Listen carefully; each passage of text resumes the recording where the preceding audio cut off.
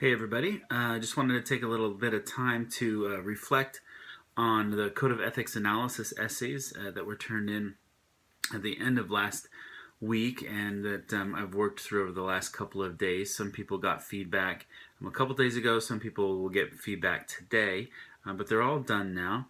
And it's quite possible that a number of you are going to open up the gradebook and see the score there and go, oh my god, what the heck happened? Because you'll see stuff that's about half of the points.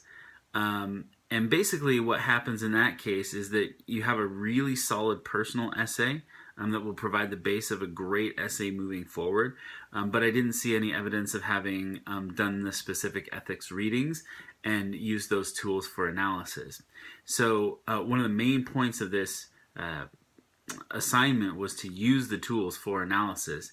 Otherwise, if you don't use the tools, then it's not really analysis. All it is just explaining your code of ethics.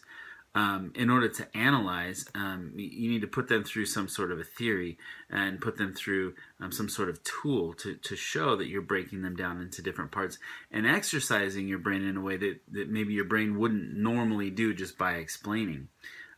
You're actually using tools and procedures and concepts in order to break down what you already know, right? So that's what I'll need to see. Like, say you got a score that's around half credit. That means that the half that you have there in terms of the personal stuff and connecting it to your code of ethics, that means it's great. That part of it's great, but I need to see some paragraphs spliced in there showing where you've used the framework for ethical decision making, where you've identified what type of dilemma paradigm that things come from in terms of the right versus right reading, right? So, and some other things that I'll get to in just a second. So the revisions are usually based more deeply on using the provided tools than just showing what you think, okay? So it's a combination of using what I've provided and showing that you've done the readings while also doing the deep thinking that you've done personally.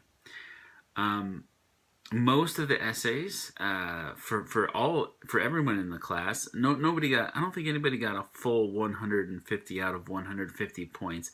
That's really hard to do, and it shows a depth of thought that surprises me. There's almost always something that I can see that maybe didn't quite fit the rubric. So what I guess is that the people who didn't use the tools maybe didn't look at the rubric. So I've sent the rubric out by email to everyone so you can look at the rubric, and I've got things highlighted in the rubric to show what your essay did and what it accomplished, so that you can take a look at some of the things that it didn't accomplish and then work on those things for a revision.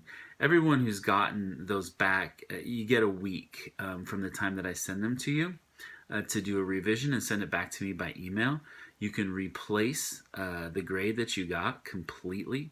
So if you turn in a great essay, let's say you got 85 points the first time around, you can still get 150 if you put in the work and revise it up to where I'd like to see it. So keep that in mind, right? So things to try to work on to get in there are the idea of the cycle of socialization, the idea of social identities and social location, and then in particular, really importantly, the things from the ethics video and the things from the 2 ethics readings, right? The 4 dilemma paradigms: truth versus loyalty, individual versus community, short-term versus long-term, justice versus mercy, and then also using that framework for ethical decision making that's on the website for the Markula Center for Applied Ethics coming out of Santa Clara. There's a link to it.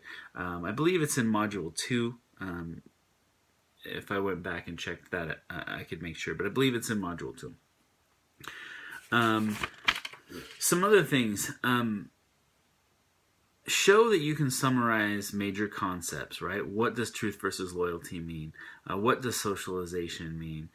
What does social location mean? And then apply that tool and analyze your own ideas and your own code of ethics. Also, don't forget to give me a good title, right? If you're writing in MLA or APA format, Good titles are always an important part of the paper. They should indicate something about the purpose of your paper, and it should be something that you try to draw the reader in with. Also, give me a good intro. There's a lot of people, when they're writing this essay, they say, ethics, everyone has an ethical code. Each code has multiple principles. The most important in mine are this, this, and this.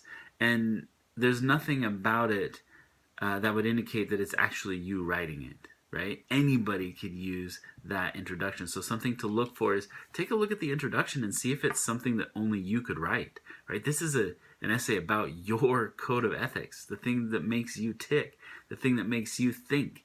I mean, it's probably the most important essay you'll ever write in your life. Okay, maybe that's a little bit of an exaggeration, but there's nothing more important to a person than their code of beliefs, right? So give me something in that intro paragraph that shows me something very specific to you and what you believe. Don't just list out the elements or the principles in your code of ethics. Which reminds me of something else too, right? You have one code of ethics, not multiple. So you wouldn't say my first code and then my second code and then my third code. You have many principles in your code. The code is the whole collection. So there's a part on the rubric that says something about showing little understanding of the ethical concepts in the readings. That doesn't mean you don't understand, right? It's quite possible that you understand a lot more than what is written on the paper. But as a teacher, I need to see it in the paper, right? You need to show it to me. So if you're showing little understanding, it doesn't mean that you don't understand. It just means that I can't see it in the paper. Also, you could connect back to some of the major topics of the course, right? With liberty and justice for all, with the question mark behind it. Now that you've seen some stuff about thinking global and acting locally, you could even incorporate that into a revision. And then also get into the idea that ethics, as it mentions in the article, ethics is not religion, ethics is not culture, ethics is not feelings. That's not to be confused with the idea that feelings, religion, and culture influence ethics, right? All those things influence your ethics, but ethics itself is the study of moral philosophy, the study of what we ought to do. So it isn't a religion, it isn't a culture. It's part of a culture and it reflects some cultural values, that's true, but it isn't those things. It's a method for questioning your beliefs, and some of your beliefs may come from religion, some may come from culture, and some may come from your feelings. So they're very, very interconnected, but they are not each other, if that makes sense. So that's all I want to say about that. Take some time to do some revisions if you got a score on your essay that you're not satisfied with, and there should be some people who are not satisfied with their score, and that basically just means that somehow in your time that you were allotted, or your understanding of the assignment, or maybe you missed reading the rubric or something like that, you missed a major portion of what was required for the essay, which was using the tools that I provided to analyze your code of ethics. So if you have any questions about that, feel free to call me.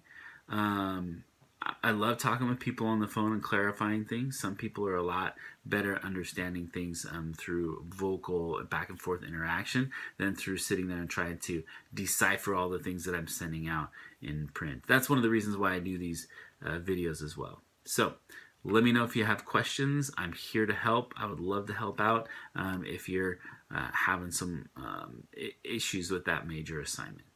That's all I got for today.